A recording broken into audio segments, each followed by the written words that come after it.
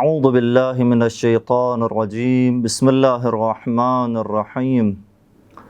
الحمد للہ رب العالمین الصلاة والسلام والتحیۃ والاکرام علی اشرف الانبیاء والمرسلین وعلی آلہ الطیبین الطاہرین المعصومین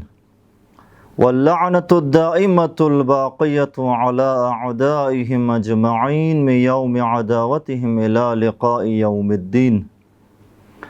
اما بعد قال ابو عبداللہ الحسین علیہ الصلاۃ والسلام ویلکم علی ما تقاتلونی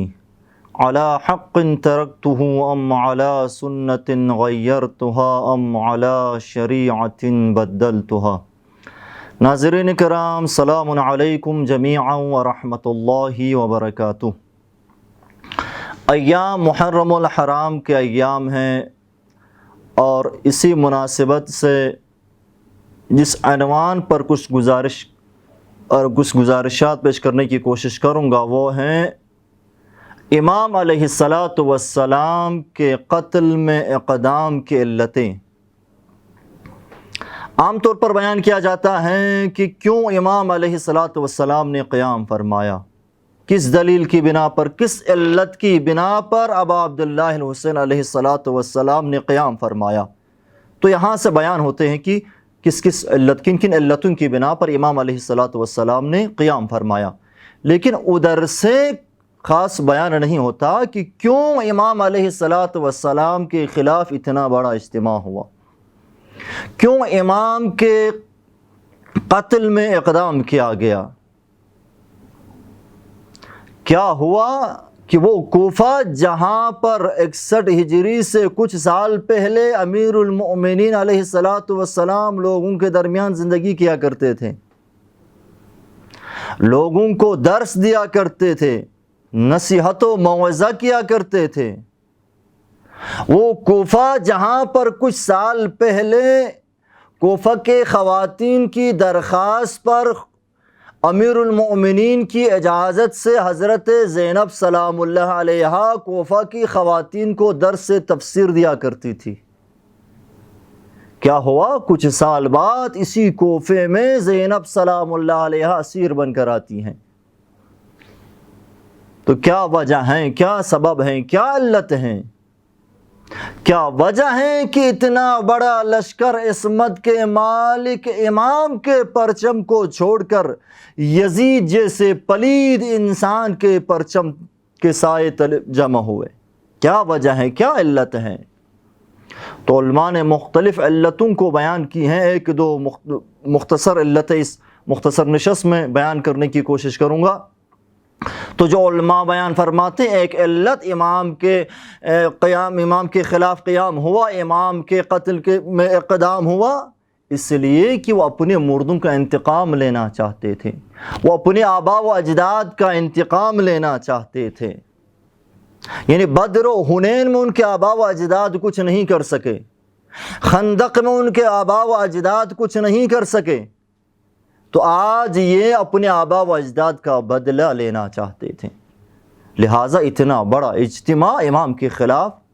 کھڑا ہوا۔ اس کی دلیل کیا ہے کہ آبا و اجداد کا بدلہ لینا چاہتے تھے؟ تو اس کی دلیل یہ ہے کہ آیت اللہ سعادت پرور اپنی کتاب فروغ شہادت میں بیان کرتے ہیں کہ جب امام حسین علیہ الصلاۃ والسلام کا سر مقدس عبید اللہ بن زیاد ملعون کی مجلس میں لایا گیا، تو اس ملعون کے ہاتھ میں ایک چھوٹی تلوار یا ایک چھڑی ہے، اور وہ اس کے ذریعے سے امام کے دندان مبارک کی بے حرمتی کر رہا، اور وہ کہہ رہا ہے کہ لقد اسرع الشیب الیک یا ابا عبداللہ، اے ابا عبداللہ آپ کی داڑھی بہت جلدی سفید ہو گئی۔ یہ جملہ کہہ رہا ہے اور مسلسل امام کے دندان مبارک کی بے حرمتی کر رہا۔ تو مجلس میں بیٹھے ہوئے ایک شخص یہ برداشت نہیں ہوا اور کہا،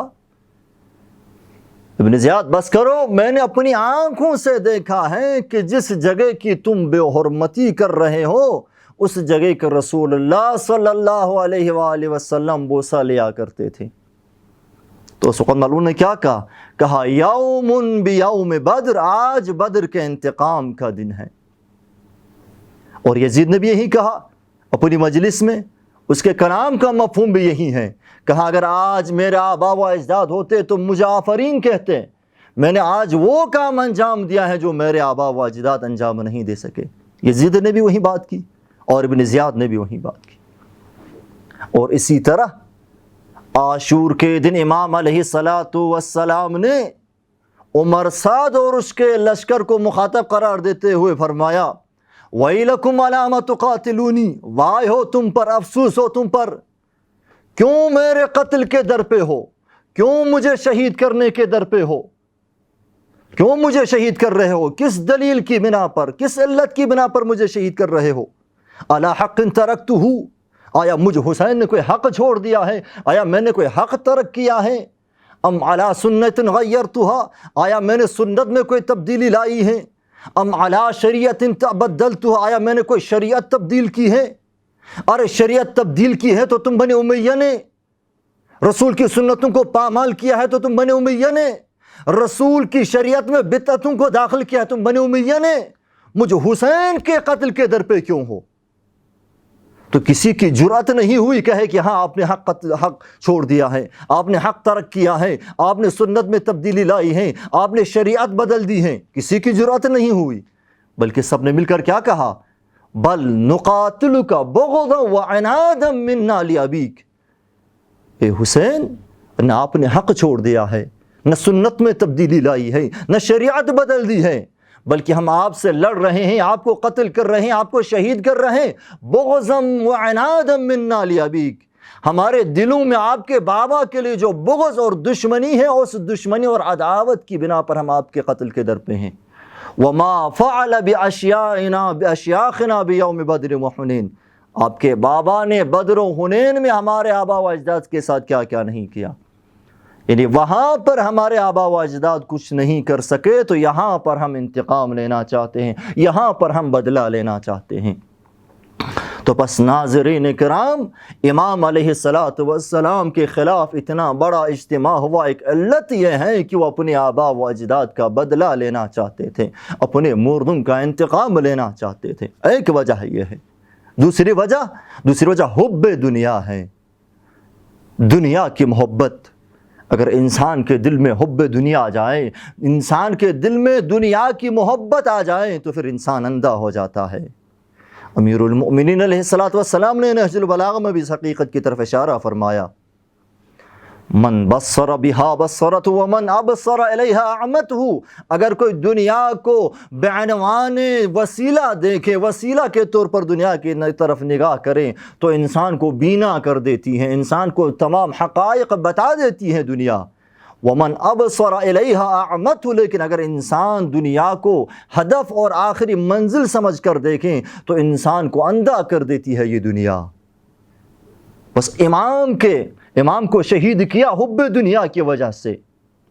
دنیا کی محبت کی وجہ سے، دنیا پرستی کی وجہ سے۔ انسان اگر دنیا پرستی میں غرق ہو جائے تو انسان منارز کے انسان اندھا ہو جاتا ہے، اور اتنا اندھا ہو جاتا ہے کہ اپنے ہاتھوں کو وقت کے امام کے خون سے رنگین کر بیٹھتا ہے۔ یا میں یوں عرض کروں کہ اگر انسان دنیا پرستی میں غرق ہو جائے، انسان کے دل میں دنیا کی محبت آ جائے تو انسان زمانے کا شمر بن سکتا ہے، انسان زمانے کا عمرساد بن جاتا ہے۔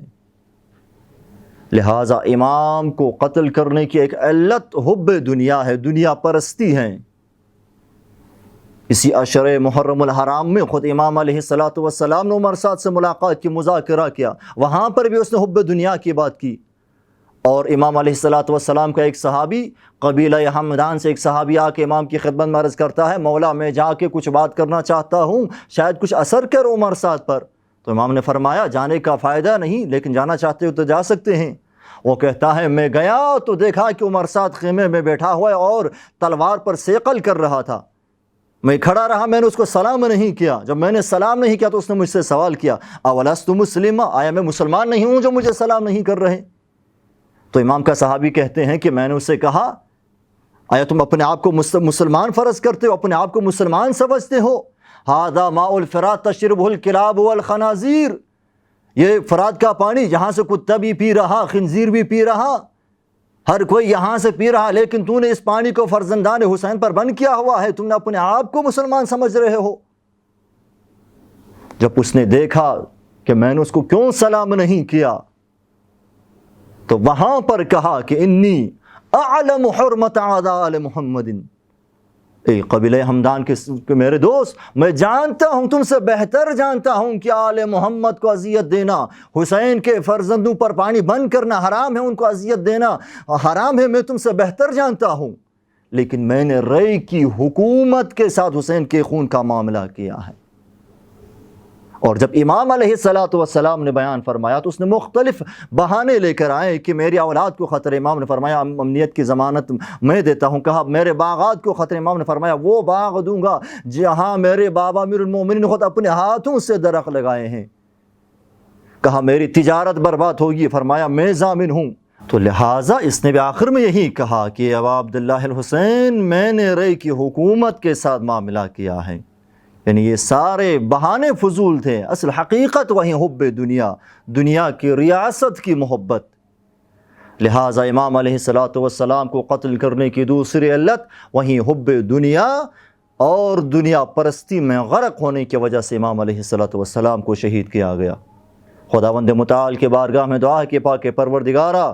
ہمیں محبت دنیا اور دنیا پرستی سے دور رہنے کی توفیق عنایت فرما۔ والسلام علیکم ورحمۃ اللہ وبرکاتہ۔ اللہم صل علی محمد وآل محمد، اللہم صل علی محمد